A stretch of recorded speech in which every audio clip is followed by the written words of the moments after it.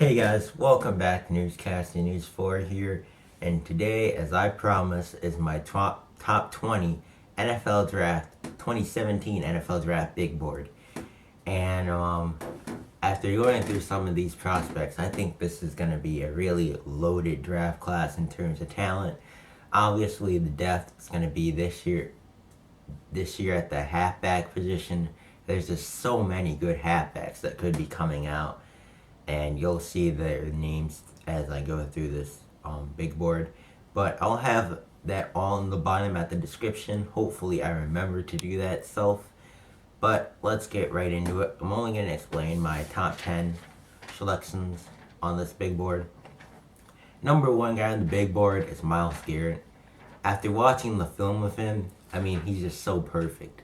There's not much that he does wrong. There are some running plays that he could try harder on, but other than that, there's not much I can see that he does wrong.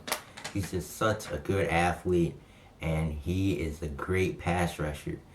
But I hope that teams do not make the same mistake that they made with Clowney, and they select him number one overall if his production takes a hit this year.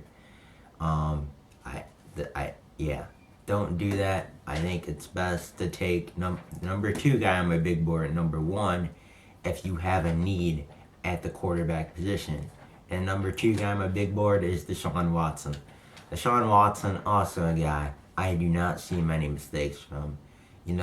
People say he's undersized, but I see a guy who can run and he can throw. The guy threw for over 400 yards on a vaunted Alabama defense in the national title game.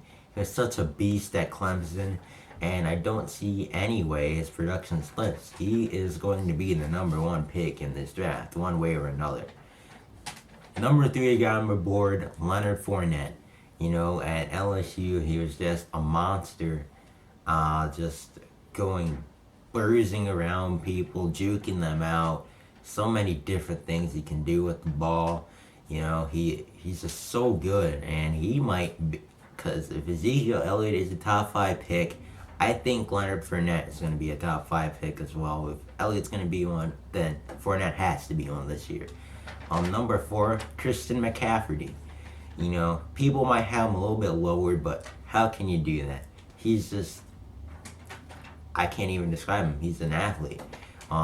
He's just amazing out the backfield. He can catch passes. Obviously, he can run. I don't know how he didn't win the Heisman this year. He just carried Stanford's offense.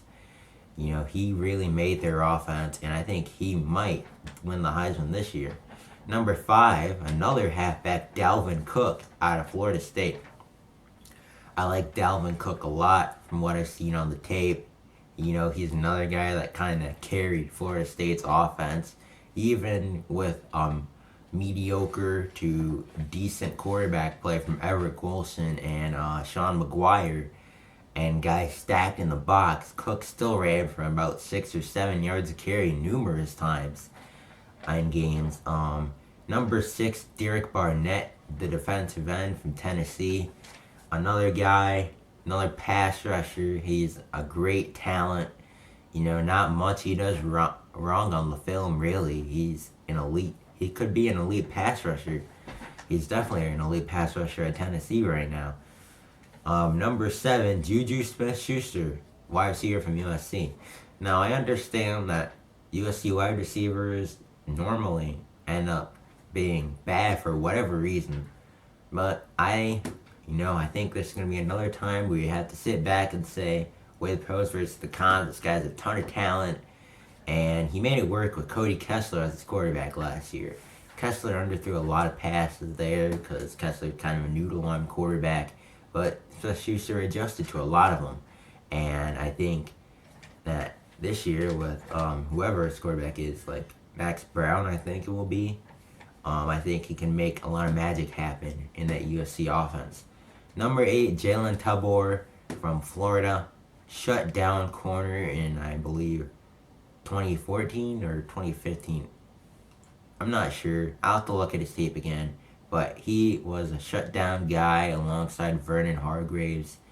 I think it was this year he really came into his own. Sorry about that, that's my phone. But he's a really shut down corner then. And I think that Tabor really has the potential to be a top 5 player in this draft class. You know, if he elevates his play even higher, he could be better than his teammate Hargraves was last year. I mean, he's taller, I believe 6'1". He really has potential to be a very good corner in the NFL. Number 9, Desmond King from Iowa. This guy would have been a top 15 pick had he come out last year, and he's definitely going to be one this year without Hargraves being in his way. He's a senior, really played well last year, and I think he's going to keep that level of play up going forward. And number 10, Adoree Jackson, the cornerback, wide receiver, kick returner, almost qualified for the Olympics, I believe, from USC. I mean, guy's a monster, you know. He can burn you. He's a threat anywhere he plays with that elite speed. And he might clock a 4.23 at the combine. Who knows? I don't know. If he does, you heard it here first. Some other names that I would like to mention on my big board. Patrick Mahomes. I have him at number 13. I'm really high on him. I don't know why others aren't higher than him. I think it's probably because of the Texas A&M spread offense. Now it's really high on Graham Harrell back in 2008. Yeah, I was very disappointed when he went undrafted, and now I see why. But Patrick Mahomes, when I see the guy, he can sling a bullet 50 yards down the field. I've seen him do that on film. You know, he throws it across the field with ease, and that's one thing that's a downside with him. You know, he takes too many chances. He's too much of a gunslinger, but he has an elite arm, and his accuracy is really pinpoint sometimes. I really like him, and I think he's going to be a mid-first round prospect when the 2017 draft rolls around. Another guy, Jabril Peppers. He is number 14 on my board. Obviously, I'm a Michigan fan, so I'm a little biased on him, but I think he's going to be special. He's going to play linebacker this year. I think he's going to be special there. He is such a talent. And then number 15, Nick Chubb, the halfback from Georgia. He'd be right up there with Fournette, McCaffrey, and Cook if he doesn't get injured every season. I mean, the guy ran for like 8.1 yards a carry before he got injured. 8.1 yards a carry. I mean, that's amazing. He is an elite talent. I really like him, but he needs to stay healthy this year. If he does that, he might be the second best halfback in this draft, believe it or not. There's just so many good halfbacks in this draft class. And why you didn't hear Cam Robinson in my top 10 is because he was really dumb and got that felony weapons charge or whatever. Dumb move by him. I know he got acquitted or whatever because Nick Saban paid for that, but no reason to do that whatsoever. Very dumb move on his part. But hey, if he improves his play from 2015, he was pretty bad in 2015 actually. If he improves his play in 2015, then hey, maybe I'll move him back up into the top 20. But right now, that weapons charge has him down in the second round for me.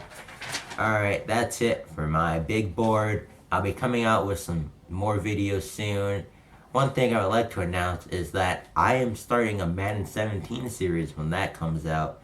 I'll be doing a Detroit Lions franchise, and you'll see what that is when I get around to posting it. But yeah, so I'll be doing that. I also will be doing a NASCAR Heat Evolution Let's Play when that comes out. So stay tuned for that kind of stuff. I'm Newscaster News 4, and I'm out. Peace.